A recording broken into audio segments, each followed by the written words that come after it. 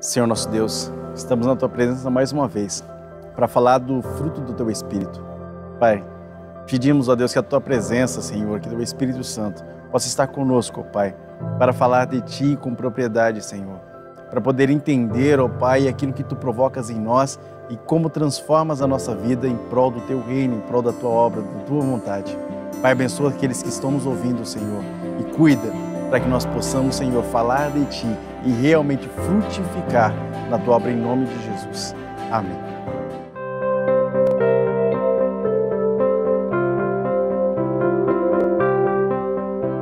A paz do Senhor, meus irmãos, é um prazer estar de volta e hoje nós temos uma lição, como todas as outras, muito especial, falando sobre o Espírito Santo.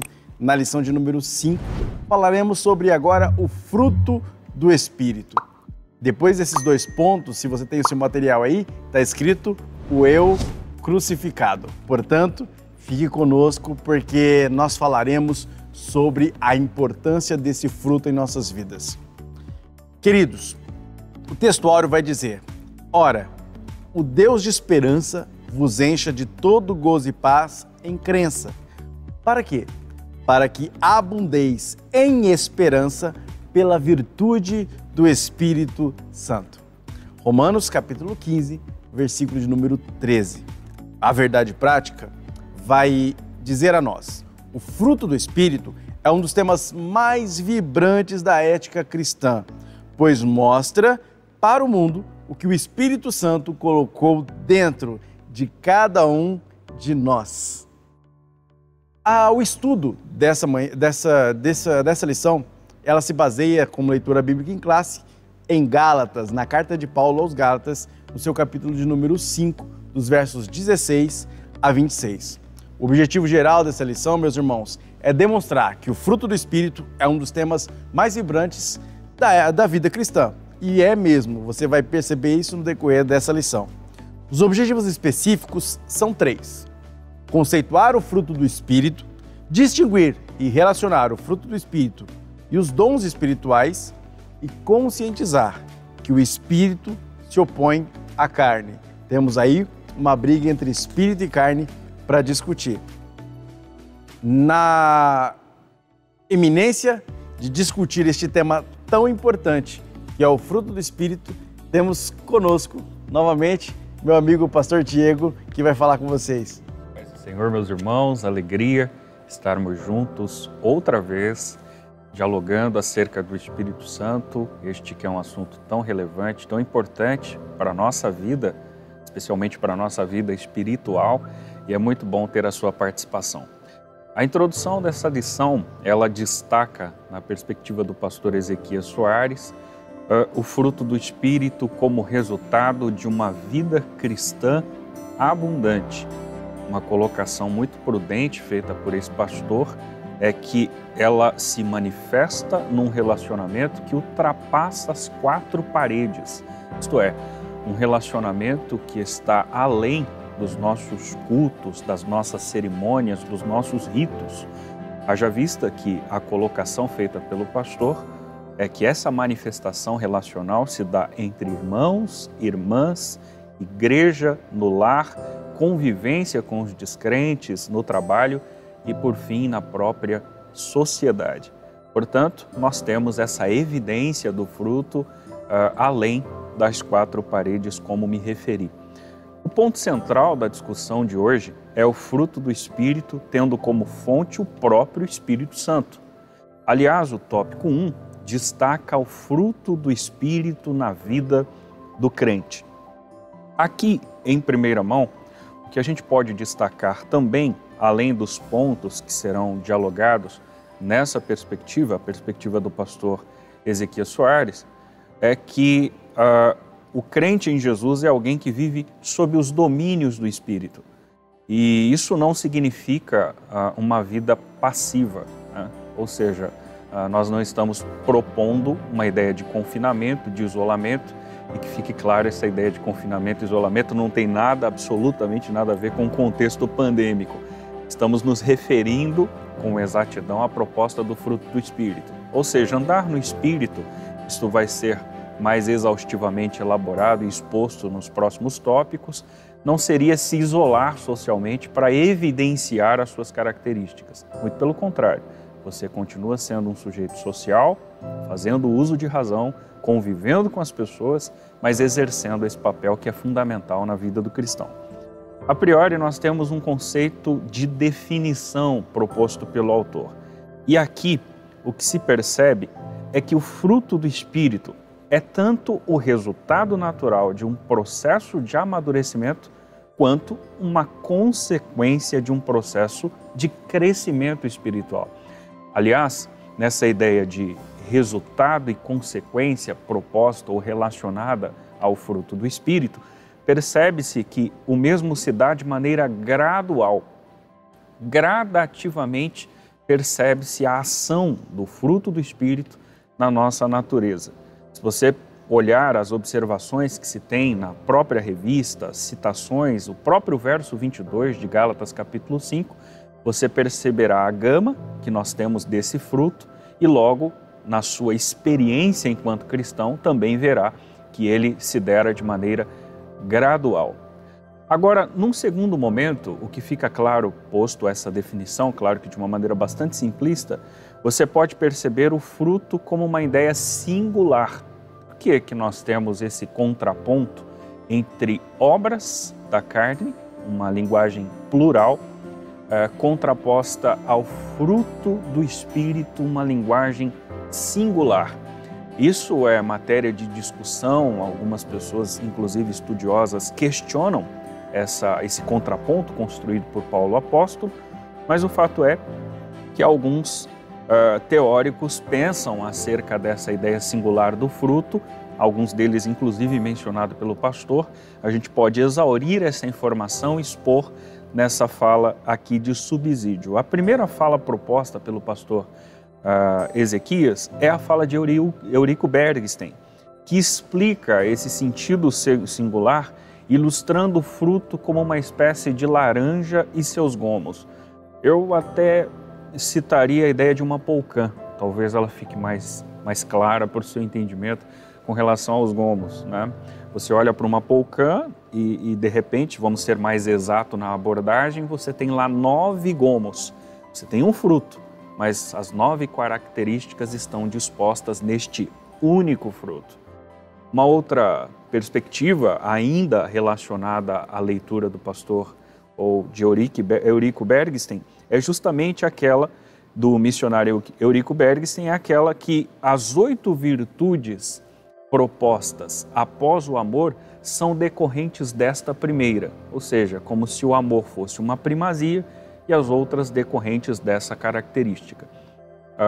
Pode ser que essa aplicação tenha fundamento, uma vez que quando você lê 1 Coríntios capítulo 12, você tem a lista dos dons, consequentemente depois a proposta de Paulo com relação aos membros do corpo de Cristo, e no 13 ele vai dialogar um caminho ainda mais excelente.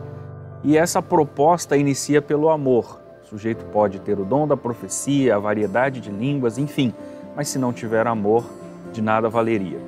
Pode ser que isso se encaixe na proposta de Eurico Bergsten. Mas nós temos uma outra leitura de um teólogo inglês do século XX, Donald Dee, que fala ou chama o fruto do Espírito como modalidades, né? Ou seja, os 9 itens que se dispõem nesse fruto, ele enxerga como modalidades do fruto, né? Essa é a sua perspectiva. Mas há um livro interessante do saudoso pastor Antônio Gilberto, que inclusive é citado na própria revista aí como referência, O Fruto do Espírito, onde ele destaca essas 9 citações do fruto, divididas em 3 categorias, como se amor, gozo e paz estivessem relacionados a Deus, longanimidade, benignidade e bondade relacionadas aos pares, fé, mansidão e temperança relacionada a si próprio. Essa é uma classificação interessante que o saudoso pastor Antônio Gilberto discutia nesse livro, está disposto aí pela casa publicadora, você pode adquirir e perceber a forma como ele dimensiona essa discussão. Por fim, Pastor Ezequias entende essa ideia proposta no tópico 1 do fruto na vida do crente como andar no Espírito, pautado aí em referência ao versículo 16, contrapondo as obras da carne. A princípio, quando você olha para o versículo 16, e aqui nós temos um destaque na revista, o andar no Espírito, trata-se de uma expressão que indica viver corretamente, em humildade, submissão e santidade. Eu fiz esse recorte específico desse ponto, naturalmente que há inclusive referências bíblicas aqui a serem abordadas, mas quando eu olho para essas 3 características relacionadas ao andar no Espírito, eu entendo que exista relevância nelas. Você entender o sujeito andando no Espírito com humildade e pensando na raiz etimológica do humus, né? Porque muita gente entende humildade de uma maneira bastante equivocada, como se fosse um sujeito improdutivo, né? Calado, quieto, que simplesmente não participa absolutamente de nada. Isso não é humildade, isso pode ser simplicidade ou coisa parecida. Humildade é terra fértil, é um sujeito que produz, que floresce, que desenvolve, né? Mas que não faz questão em ser. Aliás, eu ouvi de um autor uma vez, uma exposição, ele dizendo o seguinte, que a pessoa ela pode ser tão humilde, tão humilde, tão humilde, que ela se orgulha da sua humildade. E aí ela acabou deixando de ser humilde de fato. Agora, o que o pastor propõe aqui é que andar no Espírito, relativamente, é considerar que o sujeito vai expressar humildade. Consequentemente, não só ela, como também submissão. E essa é uma das matérias expostas na Bíblia, tanto vétero quanto neotestamentária. Você percebe que a proposta da submissão é bem explorada. Tá? E quando a gente fala sobre submissão, a gente está relacionando o termo à ideia de sujeição. A sujeição a uma autoridade religiosa, a uma autoridade governamental, ao Código Civil, às leis de trânsito, tudo isso são submissões que você faz, naturalmente que desde que algumas delas não interfira em princípios básicos da palavra de Deus, fazendo uso dessa razão, você está sendo um sujeito submisso. E sendo submisso, você está andando no Espírito. Agora, posto isso, o conceito de que andar no Espírito é um sujeito que evidencia humildade, submissão, evidencia consequentemente a ideia da santidade. Nada mais é, isso vai ser discutido na próxima lição, que é um sujeito separado para Deus, que, como já mencionamos agora, recentemente, nesse momento, não está isento, não está imune, não está blindado, não está confinado, mas está separado para Deus. Essas são evidências de um sujeito que procura andar no Espírito. Mas nós voltamos o diálogo para o Júnior. Júnior Santiago vai discutir com você o tópico 2, com a proposta diferença e relação entre o fruto e os dons do Espírito. E aí, Júnior? Bom, meus amigos, o Diego já deu uma boa introdução para vocês sobre essa questão do fruto do Espírito, já deixou bem claro essa questão do singular. Se você vai pesquisar muito sobre fruto do Espírito, quase você não acha frutô. Parece muito frutos, né? Porque há muito essa discussão com relação à questão de singularidade e plural. O texto é bem claro em colocá-lo no singular. Portanto, a ideia da Poncan é perfeita para isso, você entender esse sentido. O título desse segundo tópico, diferença e relação entre o fruto do Espírito, entre o fruto e os dons do Espírito, parece um pouco estranha. Não há tanta questão relacionada à diferença, mas há muito da questão relacionada à relação. A palavra relação foi muito bem apropriada. Porém, a palavra diferença não encaixa muito bem aí. Talvez houvesse outras um pouquinho mais de sentido para aquilo que é discutido nesse segundo tópico. O importante é dizer o seguinte: o fruto, ele é diferente dos dons. Não há uma mistura aí nesse sentido. São coisas distintas. Uma pessoa pode emitir o fruto, produzir o fruto e não necessariamente executar os dons. E pode e é desejável que as duas coisas aconteçam.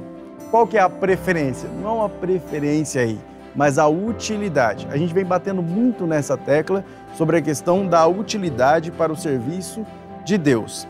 O fruto está relacionado ao caráter do cristão. a transformação da imagem do cristão à semelhança e imagem de Deus, como o Espírito que gera em nós a imagem de Cristo. Lembra de Antioquia? Foram chamados pela primeira vez como cristãos, por quê? Porque a palavra cristão significa pequeno Cristo, se assemelhavam a Cristo. O fruto nos identifica como pertencentes à árvore. Qual é a árvore? Cristo. Por isso, quem tem Cristo, quem anda no Espírito, como o pastor Diego acabou de muito bem falar, vai produzir o fruto. Não precisa necessariamente executar o dom. É desejável, porém o fruto muito mais necessário, essencial e eu vou dizer obrigatório. O fruto caracteriza o cristão. Qual que é a diferença, qual que é a relação então entre ele e os dons? Os dons são ferramentas. O fruto, ele está dentro, ele é um processo de transformação. O fruto, ele nasce a partir da árvore, na semente, ele é gerado, ele é provocado, como o pastor Diego disse, leva tempo, ele é cultivado. O dom, ele é uma ferramenta, algo para ser utilizado, ser útil para um determinado fim. Quando nós olhamos, as fontes são as mesmas, tanto do dom quanto do fruto. Vem do Espírito, vem da ação do Espírito, vem do Espírito nos moldando a imagem de Cristo. Porém, o fruto, ele é gerado para identificar esse cristão. E aí, há uma relação direta com o amor. Como o Diego já disse, o amor seria, principalmente na interpretação de Eurico Bernstein, aquele ponto principal. E dali decorreriam as outras modalidades, os outros gomos. Vamos discutir isso rapidinho aqui. Quem ama, quem realmente ama, é infiel? Não, não é infiel. Quem ama é fiel. Esse negócio de, eu amo, mas eu fui infiel, não amou. Portanto, a fidelidade decorre do amor. Quem ama e é fiel também é alegre por isso, porque vive em amor e fidelidade. Tem obrigatoriamente que ter paz e paciência, porque são, na verdade, da mesma raiz, paz e paciência. É preciso que, ao ter amor, ser fiel, alegria, paz e paciente, essa pessoa não vai ser amável? Lógico que vai. É uma consequência de todo esse caráter sendo transformado. A pessoa que ama é fiel, é alegre, tem paz dentro de si e não se impacienta com qualquer coisa. Vai ser amável, portanto. Obviamente, quando vai executar qualquer ato, executa com bondade.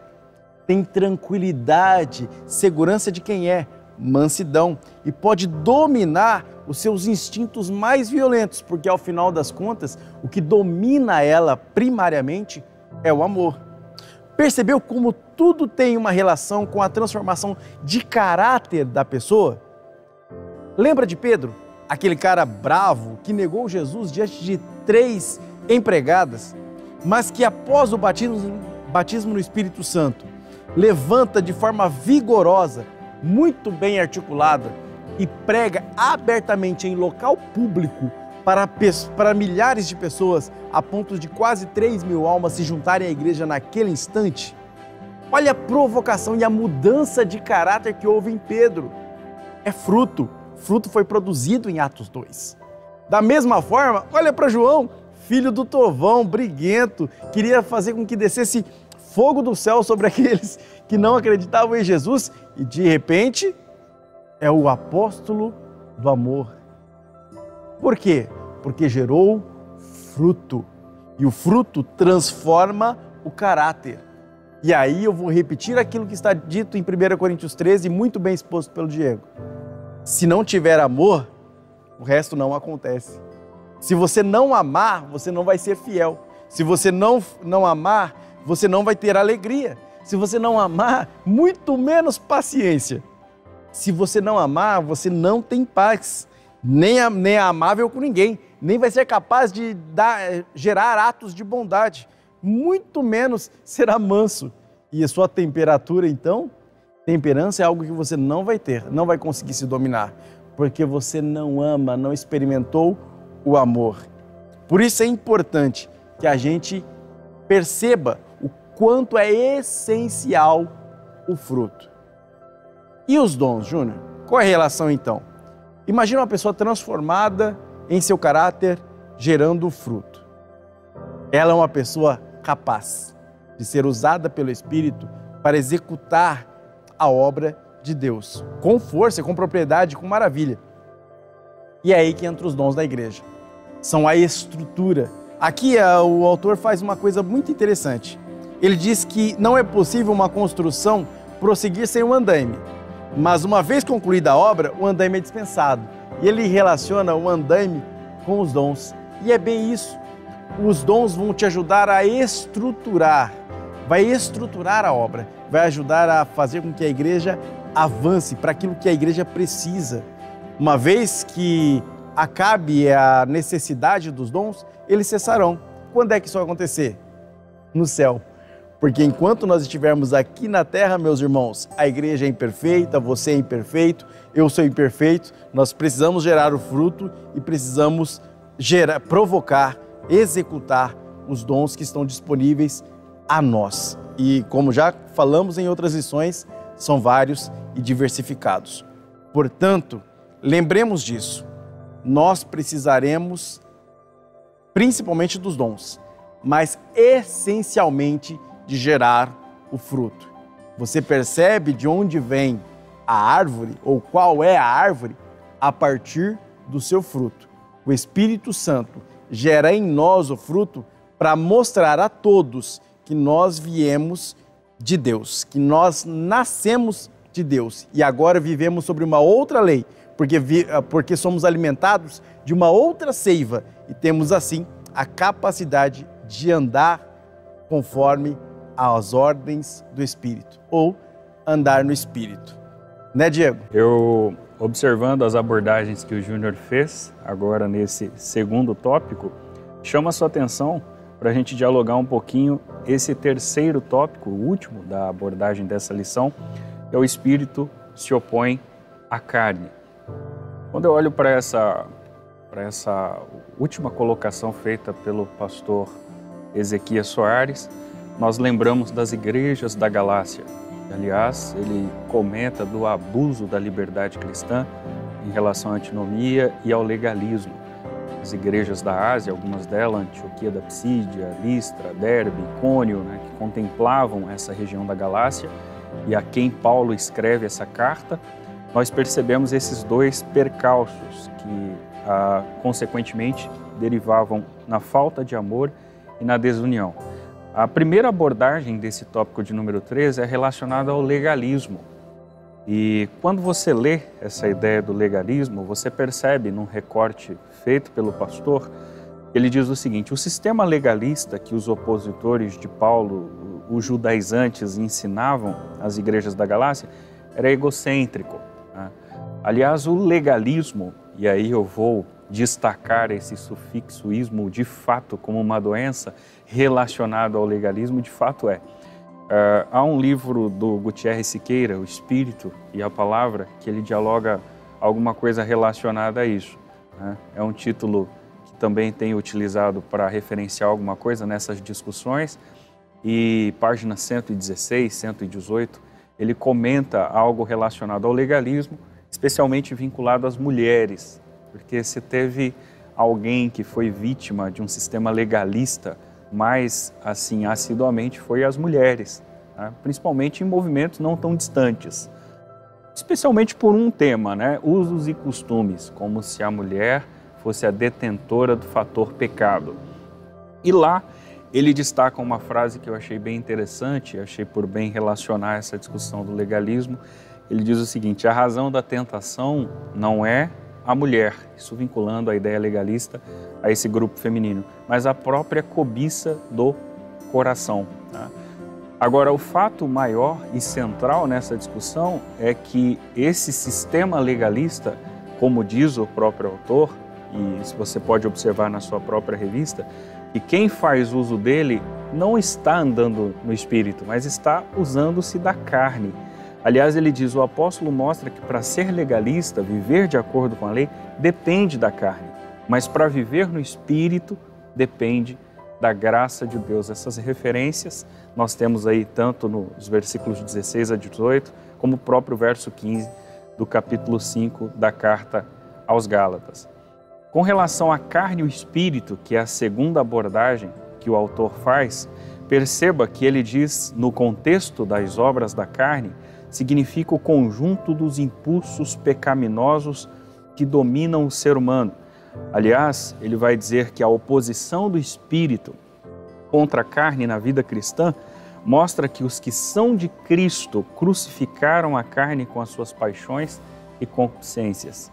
Capítulo 2, versículo 20, nós temos um texto conhecidíssimo citado por Paulo a essa igreja, quando ele diz, já estou crucificado com Cristo e vivo não mais eu, mas Cristo vive em mim. Essa crucificação, obviamente que ela não é literal, mas no seu sentido metafórico, era como se ele estivesse adiantando a discussão do capítulo 5 e levando as suas paixões, os seus desejos para a cruz e evidenciando uma vida distinta, andando no Espírito, que é, como ele diz, estou crucificado com Cristo e já não vivo mais eu, mas Cristo vive em mim. Essa semana, Júnior compartilhou com a gente no grupo de WhatsApp uma temática bastante interessante, fiz até um recorte de um podcast do Bibotalk e eu fiz até uma anotação aqui, Júnior, porque eu achei muito legal. A participação especialmente é de Iago Martins, que é um pastor e que escreve no Alvorecer dos Deuses da editora Thomas Nelson, né, que é um título aí que você pode também fazer a sua aquisição. E ele discute, dentre vários assuntos muito relevantes, a ideia da egolatria. E eu relacionei, Júnior, isso com essa proposta da obra da carne, porque querendo ou não, uma frase que ele disse e eu guardei, é que aonde está o seu senso de satisfação, ali hipoteticamente está o seu Deus. E essa obra da carne, ou obras da carne, pelo menos 15 relacionadas, sem considerar a caçula, que é as coisas semelhantes, elas podem estar em evidência. Ô Diego, mas você está dialogando com um público específico, com cristãos. Irmãos, o fato de sermos cristãos, falávamos isso há pouco aqui nos bastidores, não nos isenta, não nos faz com que sejamos sujeitos blindados. Deixamos de ser pecadores porque somos cristãos. De maneira alguma. Aliás, no ponto de número 3, emendando a discussão, você vai perceber que o autor discute os vícios. Versículos 19 e 21, onde se cita esses 15 vícios e se faz menção às coisas semelhantes a estas, né? Eu ouvi uma exposição de um determinado pastor há anos atrás. Eu achei interessante a maneira como ele colocou esse pensamento. Vou reproduzir aqui de uma maneira muito simplista, não é exatamente o que ele disse, até porque a discussão é longa, mas ele imaginou a ideia dessa relação minha com a carne como se fosse um casamento. O fato de nascermos, né, e nos tornarmos um indivíduo, nós automaticamente estamos relacionados com a carne. E com o fruto desse relacionamento são essas obras, que vão nascendo instintivamente. Ela não é opcional, não é uma escolha, você não vai a uma prateleira e faz a escolha de uma delas. Isso é instintivo da natureza pecaminosa, adâmica do ser humano. Mas quando você encontra Cristo, ou Cristo te encontra, né, Júnior? Quando há essa aceitação, esse encontro de fato, o resultado desse novo relacionamento é único, é o fruto do Espírito. Agora, entenda que nessa nova relação, o fruto do Espírito se torna como uma espécie de filho menor em relação àqueles que você construiu com a carne. Mas como você privilegia a sua relação com Cristo, o filho que você dá colo agora é o fruto do Espírito. Então você preferencia a ideia do amor, do gozo, da paz, da longanimidade, benignidade, bondade, fé, mansidão e temperança. Enquanto as obras, hipoteticamente, estão mortificadas, mas não estão mortas. Elas querem o colo do Pai. Elas querem novamente ser evidenciadas por você. E aí entra a ideia da guerra, né? A carne contra o Espírito e o Espírito contra a carne, que é uma proposta exposta aqui. Mas talvez você atingiu um nível assim, né?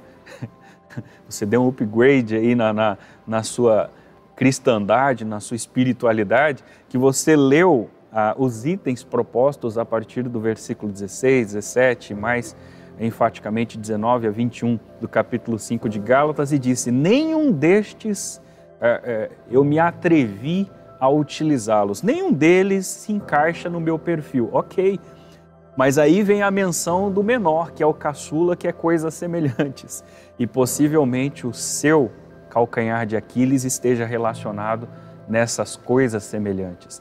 E aí nós entramos em guerra, vivemos em guerra. Isso não tem idade, isso não tem faixa etária, nós estamos em uma batalha que é discutida em outros momentos, com outros argumentos pela própria figura de Paulo apóstolo. Mas aqui nós temos uma guerra entre a carne e o espírito e a carne. Aí cabe a você permitir quem delas terá vez na sua própria vida, se a carne ou se o espírito. E por fim, nós temos aqui, para finalizar esse terceiro momento do último tópico relacionado aos vícios, uma abordagem ou uma classificação relacionando estes vícios em 3 categorias: sexo ilícito, prostituição, impureza, lascívia, pecados de ordem religiosa, idolatria, feitiçaria, e os pecados de ordem social, que são inimizades, porfias, emulações, iras, pelejas, dissensões, heresias, invejas, homicídios, bebedices e glutonaria. Com relação a coisas semelhantes, eu subentendo, me atrevo e me arrisco em dizer que ela trafega nas 3 categorias, tanto em relação ao ilícito, quanto à ordem religiosa, quanto, por fim, aos pecados de ordem social. Acredito que seja isso, Júnior. Volto a palavra para ti, para dar aos irmãos a nossa conclusão. Meus irmãos, o Diego falou muito bem. Enquanto ele estava falando sobre essa questão da guerra entre a carne e o espírito, me lembrei de uma história que é atribuída a um pensador chinês que viveu 6 séculos antes de Cristo, Confúcio. Confúcio sentou com seus discípulos e disse uma vez: olha, dentro de você há 2 lobos. Você é a carne, que vai guerrear contra o outro, que é o espírito. E eles lutam e brigam dentro de você todos os dias. E eles estão na sua casa, dentro de você. Portanto, não tem como fugir deles. Aí os discípulos dizem: mas mestre, nesta guerra, quem ganha? Confúcio olhou para eles e disse: aquele que você alimentar mais. O lobo da carne e o lobo do espírito estão aí brigando com você. Eles querem que você faça aquilo que eles querem te direcionar. Como você vai viver, na carne ou no espírito? Basta alimentar-se. Do que você alimenta? E aí eu concluo com isso, porque é assim que é concluída essa lição. O Ezequias Soares, ele diz: olha, o homem precisa se examinar, faça uma análise introspectiva. Eu separei até o texto de 1 Coríntios 11:30, que a gente costuma muito usar na Santa Ceia. Examine-se, pois, o homem a si mesmo. Você precisa olhar para dentro de si e tentar entender se você alimenta mais o lobo da carne ou se você alimenta mais o lobo do espírito. Diego utilizou muito bem a nossa discussão lá sobre o texto do Alvorecer dos Deuses, do pastor Iago Martins. O teu ídolo, aquilo que você idolatra, muitas vezes é aquilo que mais toma teu tempo. Não é só aquela imagem de gesso que possa estar no canto da tua casa ou não estar no canto da tua casa. Muita gente se arroga de não ser idólatra, porém idolatra. Ou seja, quem idolatra é idólatra. Às vezes o seu ídolo não é feito de gesso, mas é feito de uma imagem que você mesmo criou. E você adorar uma imagem que você mesmo criou também é idolatria. Portanto, examine-se, pois, o homem a si mesmo. E olhe para ver se de repente você não está alimentando demais a sua carne e gerando obras da carne. Ou se você está alimentando o teu espírito e gerando o fruto do espírito. o que vai identificar se você é um homem carnal ou espiritual, que terá como resultado morte ou vida, será exatamente a evidência do fruto. Pelo fruto, conhecereis. Se eu sou falso, se o que eu estou falando com vocês agora é balela, é uma coisa que não é real e que eu não vivo, que se verdadeiramente aquilo que eu estou conversando com vocês aqui, que nós estamos discutindo, se eu e o Diego não somos homens de Deus, o fruto vai evidenciar se somos ou não. Se eu manifesto mais obras da carne do que gero o fruto do Espírito, uma hora, como a gente sempre fala, a casa cai, a máscara é derrubada e você vai saber se eu sou ou não sou. O tempo vai acabar sempre mostrando quem é quem no final. Por isso, quando nós olhamos no teu olho aqui, através dessa câmera, e falamos para você sobre o Espírito Santo de Deus, nós cremos que o Espírito Santo confirma no seu coração aí que o que estamos gerando aqui é fruto espiritual, que verdadeiramente falamos da palavra de Deus para que você tenha uma melhor vida espiritual e um melhor relacionamento com Deus através da palavra dele. Né, Diego? Acho que assim a gente consegue pensar e evidenciar para os nossos irmãos o quanto é importante tirar esse fruto. Essa exposição, essa conclusão feita pelo Júnior, lembramos vocês que nós somos a Igreja Evangélica Assembleia de Deus Ministério do Belém, aqui no campo de Presidente Prudente, oeste do estado de São Paulo, igreja presidida pelo pastor Samuel Padilha de Siqueira. E nós, né, Júnior, agradecemos você pela sintonia, pela participação. Deixe o seu comentário, o seu like ou o seu dislike, mas participe, acompanhe e espalhe essa palavra para muito mais gente, para muito mais pessoas. Obrigado, irmãos, pela oportunidade. Até a próxima, se Deus quiser.